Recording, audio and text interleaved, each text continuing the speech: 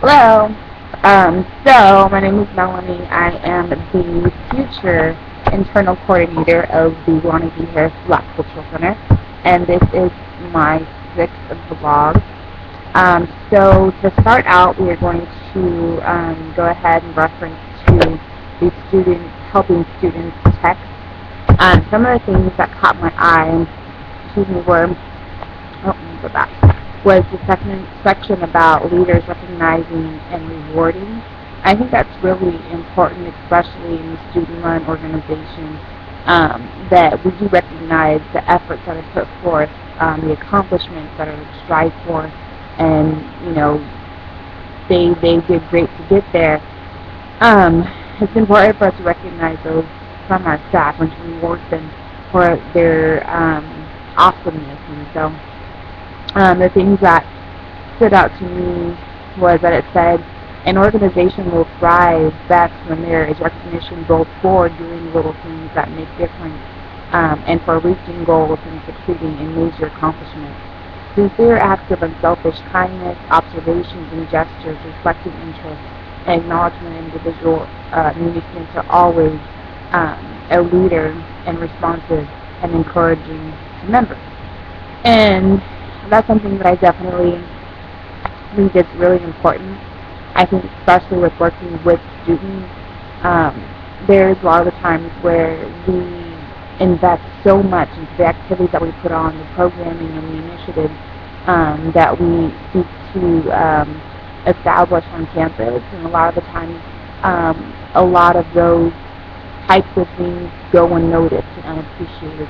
And so I've always tried to be the type of leader to always think and always appreciate efforts that are being put forth by my team.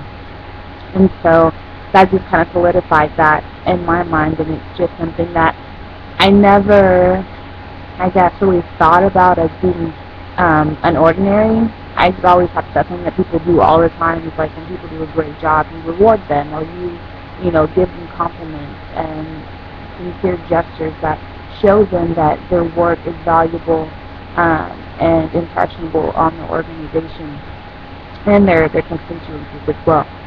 So that's really important, I think. And then also another thing that I noticed, let me see, which is really important right here. So building a cohesive team. So as we are wrapping up, applications for different positions in the cultural and resource centers, this is going to be a strategic plan to how we build our teams. And so some of the things that we're talking are in relation to building a cohesive team. We're talking about the commitment of the group, understanding what those shared information and those shared goals are, those shared experiences, commonalities, and participation goals of those who are really going to be involved in the center. I think that's really important. Also, the identity piece about personal and group dimensions is really important.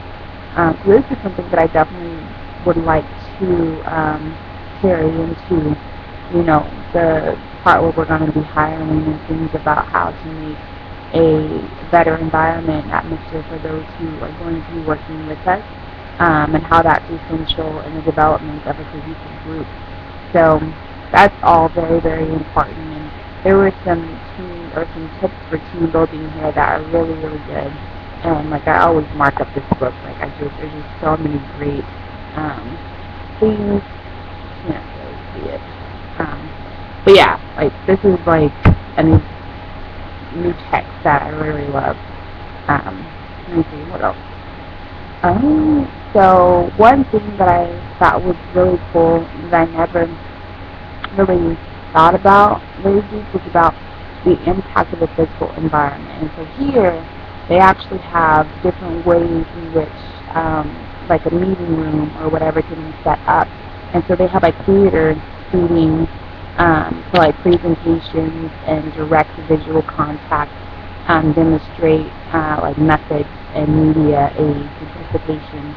And then like round table, which is what we do in class, where they're more like involved and engaged and interactive in the discussion that's happening. And then the living room style seating, let's see, it says that participation movement is desired. This isn't one that I see very often because a lot of times we are stationary or we are in places in which we're going to be for the remainder of the time that we spend together. And the ones that I'm most familiar with is like the theater setting and the round table setting. Let me see, group experience and I'm just kidding. Yeah, so that was living room style to me. I thought I was on a horseshoe thing. So this is really interesting that even based on the way that you um, set up your environment really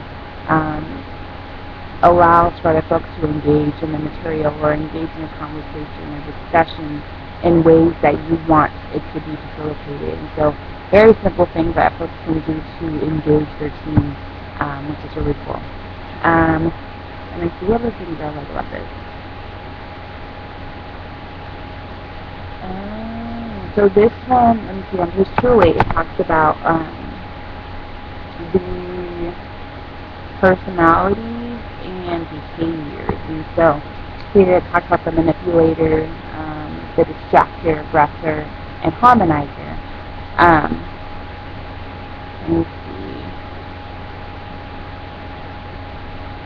And I think this one, I think I most identify with the harmonizer.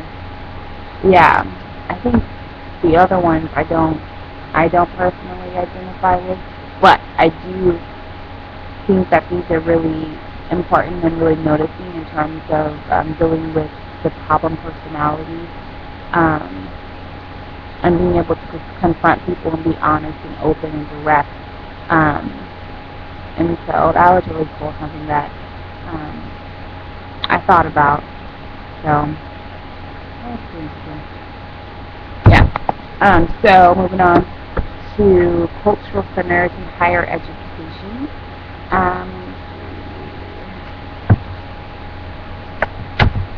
So on page 140, I think this is broken up into 3 different sectors. And so the first sector talks about community building and outreach. And so here they actually have a comprehensive marketing campaign model, which is really interesting that they really highlighted this. So on page 140 it says that community building and outreach marketing strategy, campus and community involvement, external outreach. And so these, in combination with 2 other themes, have direct action, like with the practitioner.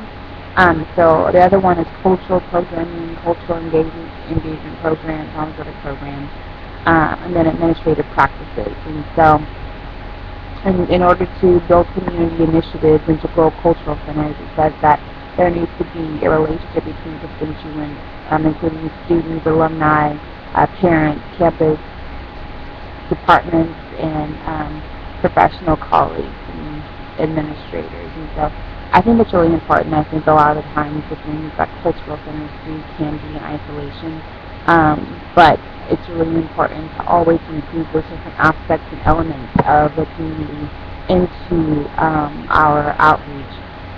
So it's really important, and I really appreciate this comprehensive marketing model here. And then the second sector focuses primarily on administrative practices. And so with this model that was shown on page 140, kind of just the different sectors kind of talk a little bit more explicitly about each individual part of that diagram. And so the second part of that was administrative practices. And it talks about the professional operations, both of the physical and cultural environments of cultural centers. Creating culturally environments, things like that. And then the third cultural programming, or that was the third sector, and it just kind of talks about programs that are aimed to attract folks to be a little bit more culturally competent, folks who have various interests and learning styles. And majority of these really illustrate the influence of education and cultural understandings and things like that. So it's really interesting. So those are kind of the things that caught my eye this week. If you don't mind sharing with me what caught your eye, that would be awesome. But yeah, that's pretty much it. So hopefully I'll see y'all in class.